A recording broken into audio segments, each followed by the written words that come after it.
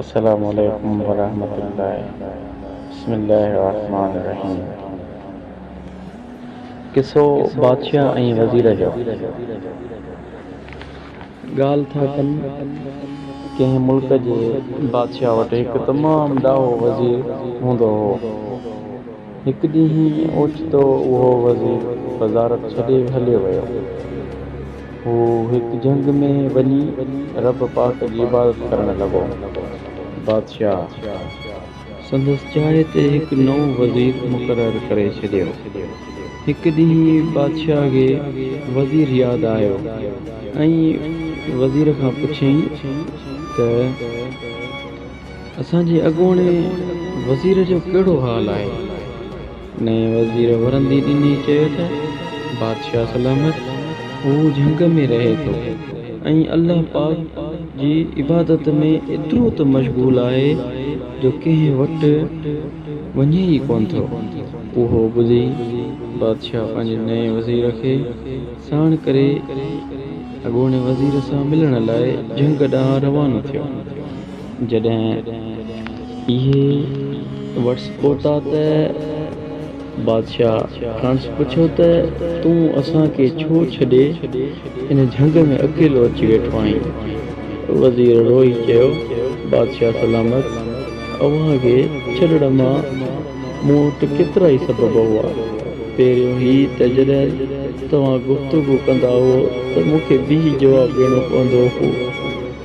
हाणे मूंखे हिकु अहिड़ो बादशाह मिलियो आहे जंहिं मूंखे इबादत करण वक़्तु बि वेहण जी इजाज़त ॾेई छॾी आहे।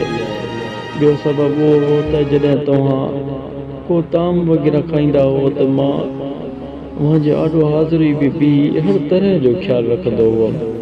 हाणे मूंखे अहिड़ो बादशाह मिलियो आहे जेको मूंखे ख़ुदि खाराए थो। टियों सबबु उहो हो त जॾहिं अव्हां आराम कंदा हुओ तॾहिं अव्हां मथां पहिरो ॾींदो हुअसि ऐं हाणे आउं सुम्हंदो आहियां, मुंहिंजो बादशाह मुंहिंजी निगहबानी कंदो आहे। अॻे मूंखे हमेशह इहो ख़ौफ़ रहंदो हो त अव्हां जे मरण खां पोइ मतां अव्हां जा दुश्मन मूंखे मारे न छॾनि, पर हाणे मूंखे उहो ख़ौफ़ न आहे, छो त हीउ बादशाह हमेशह क़ाइम ऐं दाइम रहण वारो अल्लाह आहे। अव्हां वटि मूंखे उहो ख़ौफ़ रहंदो हो त जेकॾहिं मूंखां का ग़लती थी वई त मां अव्हां मूंखे माफ़ न कंदा, पर हाणे मुंहिंजो बादशाह एॾो त बाज़ारो महिरबान अल्लाह आहे जो हज़ारे ग़लतियूं माफ़ करे छॾींदो आहे। बादशाह वज़ीर जूं ॻाल्हियूं ॿुधी लाजवाब थी वापसि मोटी आयो। हिन कहाणीअ में ऐं हिन किसे में तव्हां छा सम्झो, इहो कमेंट्स में ज़रूर ॿुधाईंदा। अस्सलामु अलैकुम मोअज़्ज़िज़ किराम भाइयों, मेरे चैनल को सब्सक्राइब करना ना भूलें। इंशाअल्लाह हम कोशिश करेंगे ऐसी और भी कहानियाँ लेके आएंगे। अल्लाह हू अकबर। अस्सलामु अलैकुम।